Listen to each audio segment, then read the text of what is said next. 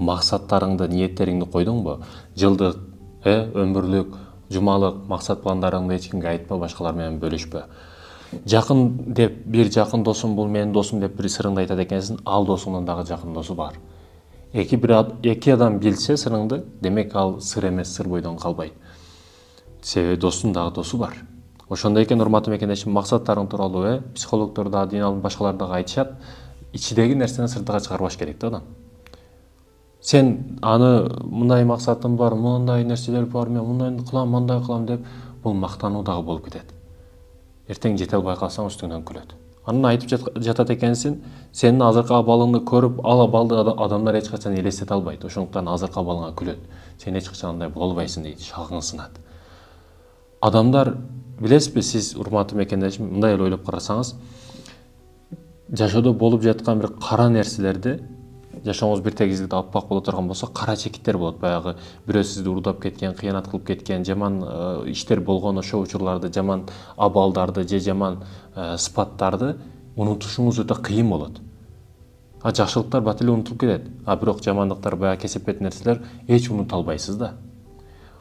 Ошондуктан да мен сизге бир сунушум бар ушул жерде. Бир ачтыр лист аласыздагы бөлүктөргө бөлүп туруп, ошол жаман сыпаттарды, мисалы, досуңуз кыянатчыл. Менин паланчы досум мындай кыянатчыл. Анан жазасыз ошону. Мисал үчүн айттым да. Бирөөдөн бир жаман сыпатты көрөт экенсиз, бирөө сизге зыян берип, жараңызга туз себеп кетет экен, ошол сыпатты жазасыз да. Ар бир сыпатты жазып чыгат экенсиз, ошону кайра окуйсуз, ошондой болбойн дейсиз да. Адамдардын жаман сыпаттарын көрүп, өзүңүзгө таасир аласыз. Баягы жазуу иретинде жазып, кайра окуп турсаңыз, баягы дофаминди, баягы күчтүү жамандыктан коргонуу негизи, менин процесс иштеши, ушул жамандыктан коргонуу болгондуктан, баягы жаман нерселерди унутуш кыйын болот мээни дагы. Ошондуктан жаман нерселерди кайра жазып, ошондой болбошум керек деп айтсаңыз, кайра өзүңүзгө, ошондой болбойсуз. Дагы, денеңиз дагы бүт ошого аракет кылат, ошондой болбогонго. Жаман сыпатын жазат экенсиз, паланча мындай. Бул деген бардыгын айтып жай деген эмес, болгону өзүңүз үчүн. Өзүңүздүн оңолушуңузга бул жардам берет.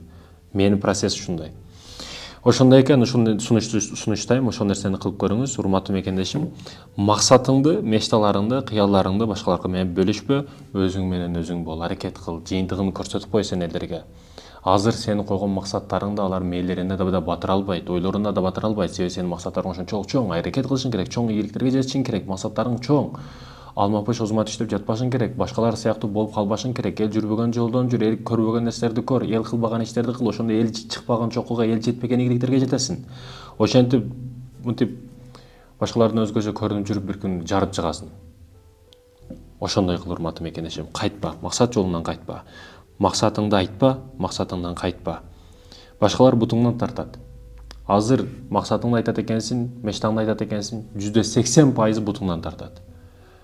Келип, ушул кыргыз бордошум эле, бир тууганым эле деп туруп, келип колдон берип тартайын дебейт, алдыга чыгарайын дебейт, тескерисинче четке сүрүп, конкуренциянын кереги жок дейт. Майк Тайсон ол өтө күчтүү боксер болгон. Мен спорттун мактап аткан жерим жок. Спорттун түрү туура эмес шариятыбыз боюнча. Бирок анын ошол жердеги окуялары бизге сабак болот да. Майк Тайсон ошентип көчө баласы болгон. Көчө баласы жүрүп, баардык кылмыштарды кылып түрмөгө түшүп калат.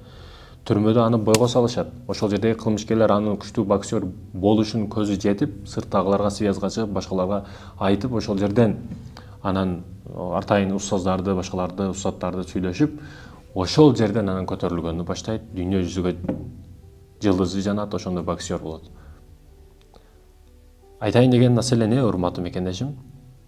Бир дарыянын, деңиздин ошол нар жагындагы бир мусулман эмеске жардам берди, көтөрдү аны, колдоду.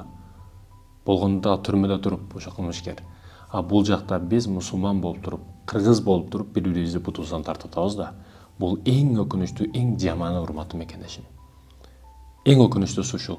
Ошондуктан да максатыңды, мечталарыңды айтпа башка бирөөлөргө. Кадырың кетет, баркың кетет.